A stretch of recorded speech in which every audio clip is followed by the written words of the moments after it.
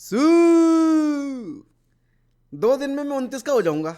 लेकिन अभी भी जब रोनाल्डो कभी फ्री किक वगैरह स्कोर करता है ना, तो भाई मेरा अभी वो जो 12 साल का एक बच्चा जब फुटबॉल देखने बैठता था, वो एक्साइटमेंट रहती है ना, वो आज तक जिंदा है। और कल वैसे मैं देखो अल नसर के मैचेस देखता नहीं हूँ, मैं यूजुअली अब रोनाल्डो को कवर भी नहीं करता वीडियोस में, क्योंकि मैं मैचेस नहीं देखता और इसलिए मुझे सही नहीं लगता वो चीज़ करना कि बिना मैच देखे मैं कैसे रोनाल्डो के बारे में बात कर लूँ।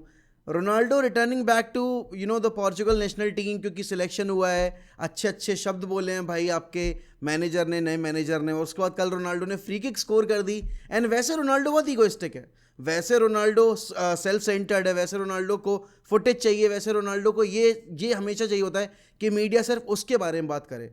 और वही रोनाल्डो ने कल पेनल्टी दे दी। भाई लोगों को नींद कैसे आई होगी मुझे समझ में नहीं आ रहा, लेकिन टेलिस्का को पेनल्टी दी, टेलिस्का ने पेनल्टी स्कोर कर दी। तो एक अच्छा परफेक्ट डेट था अगर आप एक रोनाल्डो फैन हो तो। एंड एक आधा साल और बचा है यार रोनाल्डो को एंजॉय करने का, रोनाल्डो को देखने का। एंड ये मोमेंट्स जो होते हैं ना, I will always cherish these moments. और देखो यार, मेरे लिए रोनाल्डो को खुश देखना वो ज़रूरी है। हाँ मतलब दिल टूटा है मेरा कि Ronaldo, the manner in which he left United, but do I still love him?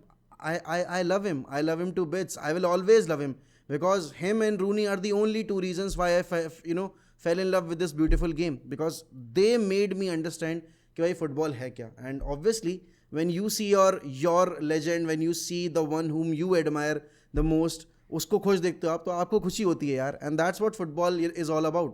But इस रिश्ते से दूसरे रिश्ते की ओर चलते हैं ज़रा, और समझ में नहीं आ रहा कि ये रिश्ता क्या कहला रहा है आखिर। ये एक ऐसा टॉक्सिक रिलेशनशिप बन गया है जहां पर आप देख रहे हो कि आपकी गर्लफ्रेंड आपको चीट करे जा रही है, दूसरे लड़कों के साथ घूम रही है, बाहर पार्टी कर रही है, मेकआउट तक कर लिया उसने, है ना, लेकिन आप उससे मूव ऑन नहीं कर पा रहे।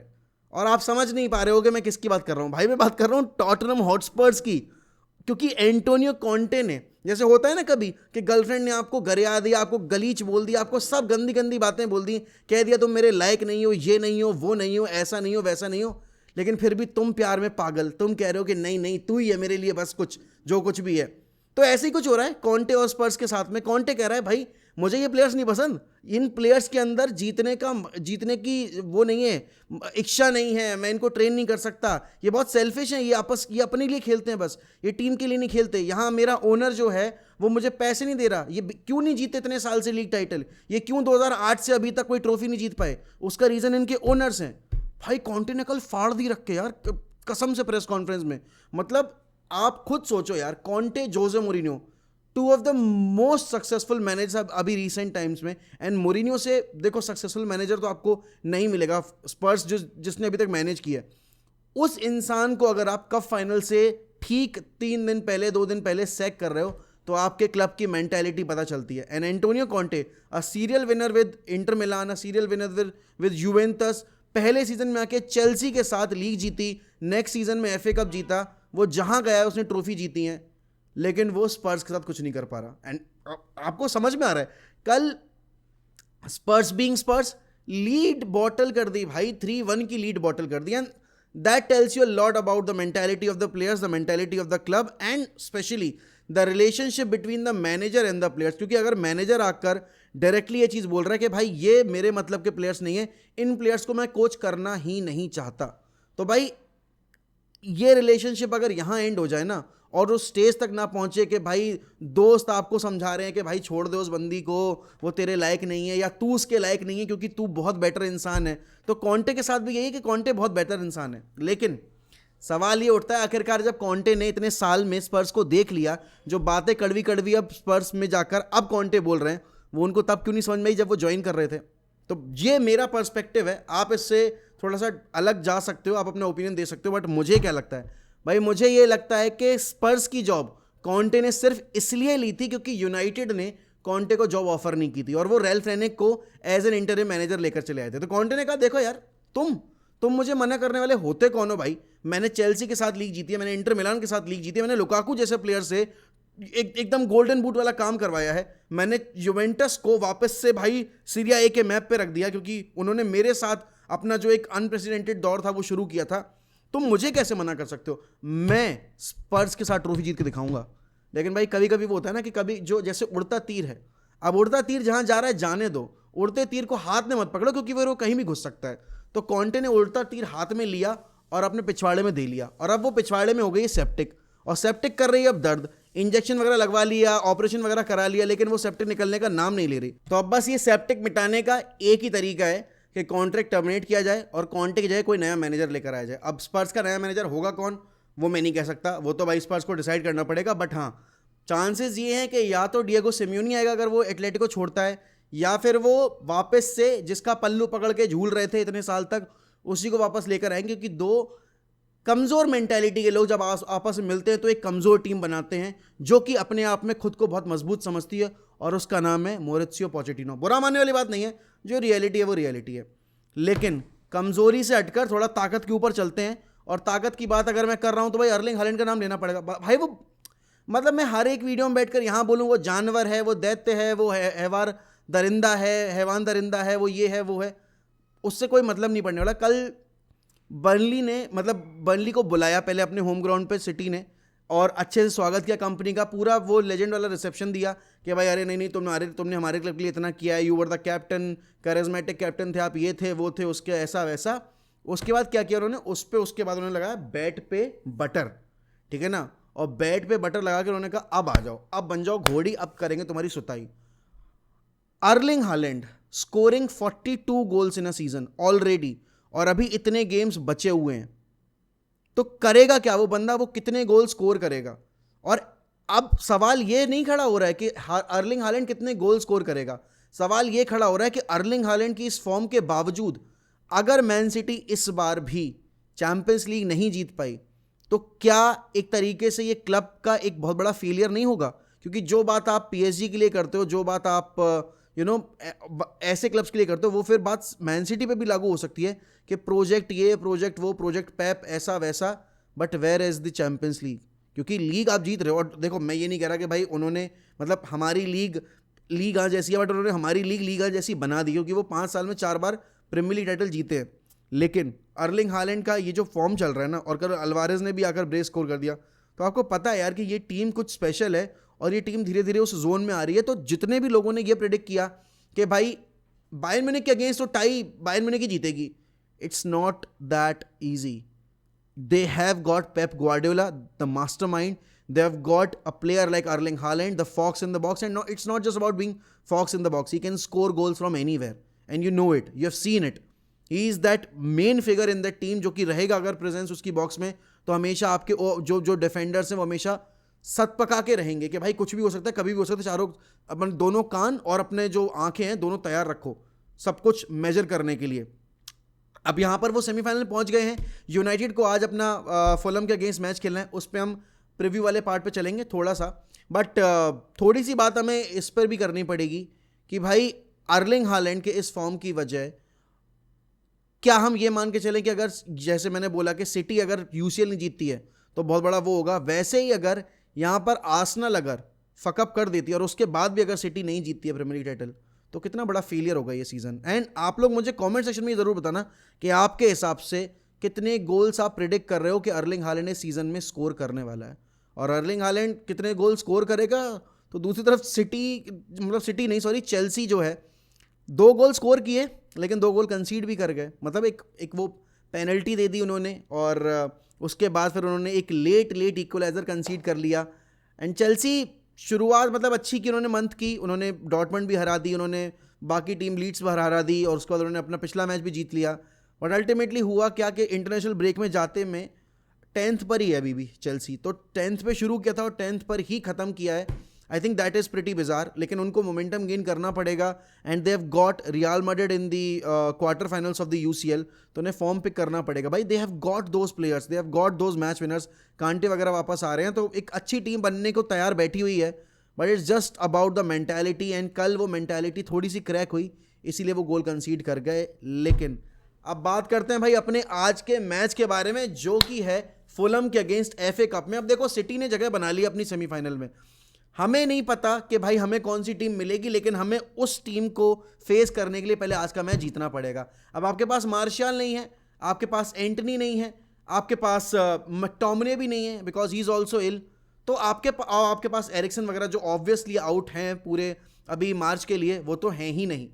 तो यूनाइटेड की आज की टीम जो है ना बहुत अतरंगी हो सकती है। Although I am not hopping कि भाई हम ज़्यादा कुछ चेंजेस करें, क्योंकि टेन हैग को ज़्यादा चेंजेस करना पसंद नहीं है। अब बात हम अगर डिफेंस लाइन से करें तो आपको डेविड डिया को तो खिलाना ही खिलाना है। आई डोंट थिंक कि आप उस फेज में हो अभी कि आप किसी और को यूज़ करो, और डेविड डिया को इंटरनेशनल ड्यूटी पे बुलाया भी नहीं गया, तो डेविड डिया को थकने का सवाल ही पैदा नहीं होता। राइट बैक का एरिया लास्ट मैच में आपने देखा भाई कि वैन बिसाको को स्टार्ट मिला था। अब आई एम गेसिंग कि शायद इस मैच में आपके डिएगो डेलो स्टार्ट करें, क्योंकि आपको ज़्यादा अटैक करना है। एंड फुलम देखो, फुलम ये लास्ट जो आपने 5-6 साल में फुलम देखी होगी ना कि ऑल्टरनेट ईयर आते हैं फिर रेलीगेट होकर चले जाते हैं, this is not that Fulham. ये फुलम फाइट कर रही है, ये फुलम अच्छा कर रही है लीग में। तो आपको पता है भाई कि फुलम जो है ना को चने चबा सकती है, और फुलम एफए कप में इतना आगे आई है तो वो अच्छा खेल कर ही आए हैं। यहां पर यूनाइटेड का मेन फोकस होना चाहिए कि उनको जल्दी से जल्दी गोल स्कोर करना है। इट्स नॉट अबाउट कि भाई हम प्रेशर एब्जॉर्ब करेंगे। अब वही वाली बात है, बैटिस के अगेंस्ट हमारे गेम में बिल्कुल कंट्रोल नहीं था, जबकि आपका कासमीरो भी खेल रहा था, बट हमारे मिडफील्ड में वो एक एनर्जी नहीं दिख रही थी। और जैसे मैंने पिछले प्रीव्यू में भी बोला था, मैं इस प्रीव्यू में भी बोलूंगा, प्लेयर्स थके हुए लग रहे हैं, ना सिर्फ फिजिकली बट मेंटली भी। पता नहीं क्या हुआ है, ट्रॉफी जीतने के बाद दे हैव बिकम, ऐसा हो सकता मतलब मुझे फील हो रहा है कि they become much more relaxed on the field, कि उनको लग रहा है नहीं भाई हम कुछ भी करेंगे, हमने एक ट्रॉफी जीत ली है, we have done enough for the season. ऐसा नहीं है। Raphael Varane and Lisandro Martinez both needs to start in this game, can't gamble on Harry Maguire और विक्टर लिंडलॉफ इस गेम में। बात आती है आपके लेफ्ट बैक एरिया की, तो देखो पिछले मैच में आपका मलासिया खेला था, इस मैच में आई एम होपिंग कि भाई लूक शॉ को स्टार्ट मिलेगा, and Luke Shaw should start, क्योंकि ये आपका इंटरनेशनल ब्रेक में जाने से पहले लास्ट गेम है। इसके बाद आपको 2 हफ्ते कोई फुटबॉल नहीं खेलनी है, क्लब फुटबॉल। आप इंटरनेशनल ड्यूटी पे जाओगे, उसके बाद वापस आओगे, फिर आपको अपने प्रीमियर लीग के गेम खेलने, और वो भी आपका डबल गेम वीक है, तो आपको वो भी ध्यान में रखना है। और क्योंकि आप अपने ऊपर प्रेशर बिल्ड करा रहे हो प्रीमियर लीग के मैचेस में भी पॉइंट्स ड्रॉप करा के, और ये आज देखो, ये this is a knockout time. आप हारे तो आप बाहर, फिर वो नहीं होगा कि भाई अगले गेम वीक आके पॉइंट्स कवर कर लेंगे। If you are out you are out, ठीक है ना। तो यहां पर अब मिडफील्ड में कासमीरो नहीं है, क्योंकि बैन लगा हुआ है 4 मैचेस का। तो साबितजर एक अच्छी चीज़ है कि साबितजर इज फिट, और साबितजर ने पिछले मैच में आकर हमें दिखाया था कि भाई what he can bring to the table, and हमको पता भी है भाई साबितजर की क्वालिटी फ्रेड के मुकाबले बहुत बेहतरीन है। बस प्रॉब्लम इतनी है कि आज फ्रेड और साबितजर साथ खेलने वाले हैं, because you don't have Casemiro in the midfield. तो जैसे हमने देखा था कि साबितजर ने जब शुरुआत में, जब पिछली बार कासमीरो को सस्पेंशन मिला था, तब भी डीप रोल में देखा गया था हमने, और हमने ये देखा था कि भाई as a deep line playmaker के तौर पर साबितजर काफ़ी ज़्यादा बॉल जो हैं वो डायगनल खेल रहे थे, और उन डायगनल्स को पिक करने वाला कौन था? एक लूक शॉ था, एक आपका रैशफोर्ड था। लेकिन साबितजर और फ्रेड अगर आज खेलेंगे तो आपको नंबर 10 रोल में सेंचो को नहीं डालना है, और सेंचो आपको, अगर सेंचो को डालना है तो आपको सेंचो को विंग पे डालना है। आप ब्रूनो को नंबर 10 रोल से नहीं हटा सकते, एंड ब्रूनो को आप नंबर 8 रोल में खिलाना अगर चाह रहे हो तो भाई वो बहुत एक बड़ी गलती होगी। दैट्स व्हाट आई फील, क्योंकि ये गेम वो वाले गैम्बल वाले गेम्स नहीं है, ये आपका एक लोअर टियर कॉम्पिटिशन है, जहां पर अगर चलो ठीक है बाहर हो गए तो हो गए। This is FA Cup, you can have an opportunity to play in the Wembley for the second time this season. अगर आप सेमीफाइनल में पहुंचते हो और सेमीफाइनल जीते हो तो आप 2 फाइनल खेलोगे एक ऐसे साल में जहां पर किसी ने ट्रॉफी की उम्मीद भी नहीं की थी। तो यहां पर आपको ये समझना पड़ेगा, this is the need of the hour, कि आपको हर एक प्लेयर को उसकी जो प्रेफर्ड पोजीशन है, जो उसकी बेस्ट पोजीशन है, उसमें खिलाना है। यू कांट गैम्बल के वेगॉस को नंबर 10 डाल दूं, आप ब्रूनो को आप राइट विंग डाल दो, एंड देन आप रैशफोर्ड को बोलो कि भाई नहीं तू ना नंबर 9 खेल, और मैं ट्राई करता हूं कि मैं सेंचो को डालूं या फिर मैं ब्रूनो को स्विच करता रहूं इधर से उधर। That should not happen. If you are going with Rashford as a number 10, मतलब sorry Rashford as a number 9, then you have to play Sancho on the left. And Facundo Pellistri ने कुछ गलत नहीं किया है, तो अगर फकुंदो पाइस्री स्टार्ट करेगा it won't come as a surprise to me, because उसने जितना वर्क रेट प्रोवाइड किया रियल बेटिस के अगेंस्ट, वो कितना शार्प था रियल बेटिस के against, he is match ready. ऐसा भी नहीं है कि उसके पास मैच फिटनेस नहीं है या फिर उसके पास वो मेंटालिटी नहीं है और ही कांट डू दैट। अगर आप उसको मौका दोगे तो नहीं भाई, he is ready and he is waiting for his opportunity, and I think tonight is the night. अब आप बीट कैसे करोगे, क्योंकि फुलम खेलते हैं काउंटर पे, लो ब्लॉक खेलेंगे, लॉन्ग बॉल्स डालेंगे, मित्रोविच उनके पास, आंद्रेस परेरा है हमारी एकेडमी का ग्रेजुएट है, वो आके हमारे अगेंस्ट खेलने वाला है। उनके पास डिफेंस बहुत अच्छा है, उनके पास अगर आप अटैक में देखो तो उनकी बहुत ही ब्रिलियंट जो सेट पीसेस हैं वो बहुत बढ़िया हैं। मित्रोविच का एरियल डायमेंशन है जो लेकर आता है। आंद्रेस परेरा की आप कह सकते हो डायगोनल बॉल्स हैं, बिटवीन द लाइंस बहुत अच्छा खेलता है वो, और टेनेग ने उसकी तारीफ भी की है।